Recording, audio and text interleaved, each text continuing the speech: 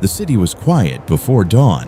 A soft breeze moved through the narrow streets of Kufa, carrying with it the coolness of night and the stillness that comes before the first call to prayer. Lamps flickered faintly in doorways. The world seemed suspended between darkness and light, a moment where reflection feels closer than speech. Inside the mosque, the atmosphere was humble and unadorned. There were no symbols of grandeur, no guarded entrances, no separation between leader and follower. It was a place where shoulders touched in prayer, where the wealthy stood beside the poor, where status dissolved into devotion. Ali ibn Abi Talib entered as he had countless times before, without escort, without announcement.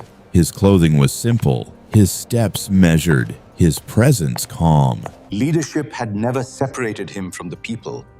It had only deepened his sense of responsibility toward them. He paused, looking across the quiet space. This mosque had witnessed moments of counsel, justice, reconciliation, and guidance. Here, disputes had been settled with fairness. Here, the vulnerable had found protection. Here, a leader had ruled without walls. And here, on this morning, history would record one of its most profound lessons. He stood in prayer, his voice soft, reciting verses that spoke of accountability, mercy, and the fleeting nature of this world. Kullu nafsin dha'iqatul maut. Every soul shall taste death. These words were not recited in fear. They were recited in acceptance. For he had lived his life with an awareness that leadership was temporary, that power was a trust, and that every soul would return to its creator with its deeds as testimony. Behind him, the rows formed quietly. Worshippers stood shoulder to shoulder, unaware that this prayer would become a moment remembered for centuries. The stillness was broken by sudden movement, swift, violent, and irreversible. A strike. The sound echoed in the sacred space, not as a clash of battle, but as a betrayal of peace. The mosque gasped in shock. But in that moment, as pain surged and chaos threatened to erupt, Ali did not respond with anger. He responded with restraint. Voices rose in panic. Some rushed forward. Others froze in disbelief. The attacker was seized, and cries of outrage filled the mosque. Anger spread rapidly, like fire seeking fuel. But even in pain, Ali's words cut through the chaos. Do not harm him. Treat him with justice. This was not weakness. This was principle. He understood something that many in that moment did not. Justice loses its meaning when it is driven by vengeance. As he was carried from the mosque, the streets that had been silent moments earlier now filled with anxious whispers. News spread quickly. The leader who had defended the weak, judged fairly, and lived simply had been struck during prayer. People gathered outside his home, their faces marked by grief and disbelief. Some wept openly. Others clenched their fists, demanding retribution. Inside, the atmosphere was heavy, yet dignified. He refused special treatment. He refused to allow anger to dictate decisions. Even in pain, his concern remained not for himself, but for the principles he had lived by. He instructed those around him, "If I survive, I will decide. If I do not, then strike only one blow in return. Do not exceed justice." This was a standard rarely seen in moments of personal suffering. He did not call for revenge. He called for restraint. He did not allow grief to distort fairness. He preserved the balance between accountability and mercy.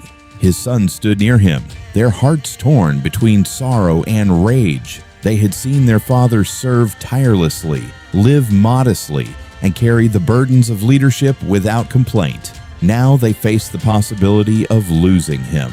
He turned to them not with bitterness, but with counsel. Fear Allah in your dealings. Care for the orphan. Speak truth. Do not pursue the world at the cost of your faith. These were not the words of a man consumed by personal pain. They were the words of a leader ensuring that principles would outlive him. As the day unfolded, the city of Kufa transformed into a place of reflection. Markets closed. Conversations hushed. Even those who had once opposed him felt the weight of the moment.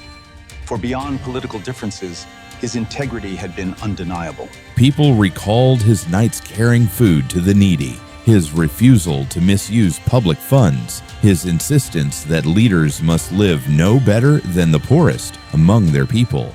They remembered how he extinguished a candle funded by public resources when a private discussion began, a small act that revealed an uncompromising commitment to ethical conduct. They remembered his judgments where the powerful lost cases against the weak because truth demanded it. Now, as he lay wounded, those memories formed a collective realization. Justice is not an idea spoken in comfort. It is a discipline practiced in hardship. Visitors were allowed briefly, one by one. Some wept, unable to speak. Others asked for forgiveness. Some simply sat in silence, finding comfort in his presence. He did not speak of the attack. He spoke of responsibility. Your duty is not to follow personalities, he reminded them, but to uphold truth. This distinction was vital for societies that anchor themselves in individuals risk collapse when those individuals are gone, but societies anchored in principles endure. As evening approached, the light in the room softened. The sounds of the city quieted once more. Those gathered felt they were witnessing not the end of a life, but the completion of a trust. He had faced enemies in battle without fear. Now he faced death with the same composure. There was no bitterness, no regret, only concern for justice. In his final hours, the atmosphere was neither one of defeat nor despair. It was one of solemn dignity. The man who had stood against armies, judged disputes, and carried the burdens of leadership now demonstrated the greatest strength of all, the ability to forgive. He did not deny the crime committed against him. He did not dismiss accountability, but he refused to let hatred define the response. This balance between justice and mercy became his final lesson. He reminded those near him that power is a test, not a privilege, that wealth is a trust, not an entitlement, that leadership is service, not domination. He urged them to protect the vulnerable, to honor agreements, to resist oppression, and to remain truthful even when truth is inconvenient. These were not new teachings. They were the same principles he had lived by, but spoken now in his final moments, they carried a permanence that words spoken in comfort rarely achieve. Outside, the first light of dawn began to touch the horizon. The same stillness that had marked the beginning of the day returned, but now it carried the weight of history. The city would awaken to a reality it feared, but it would also awaken to a legacy it could follow. Ali ibn Abi Talib did not leave behind monuments of stone. He left a blueprint of character. He showed that courage is not only on the battlefield, but in restraining anger. That justice is not proven when it benefits us, but when it restrains us. That forgiveness is not surrender, but strength. Generations would speak of his battles, but his final lesson would speak louder. For in a world quick to answer harm with harm, he answered harm with principle. In a world that confuses power with dominance, he demonstrated power through restraint. In a world that fears death, he met it with dignity. The mosque where he had stood in prayer would continue to welcome worshipers. The streets he had walked would continue to fill with life. The world would continue to change, but the standard he set remained unaltered. Justice without mercy becomes cruelty. Mercy without justice becomes chaos. True leadership holds both, and so his legacy did not end with his final breath. It began a new chapter, Risserlin, carried not by armies, but by those who chose to live by the balance he embodied.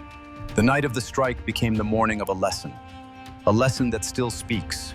Power fades, character remains. And the greatest victory is not over an enemy, but over the anger within.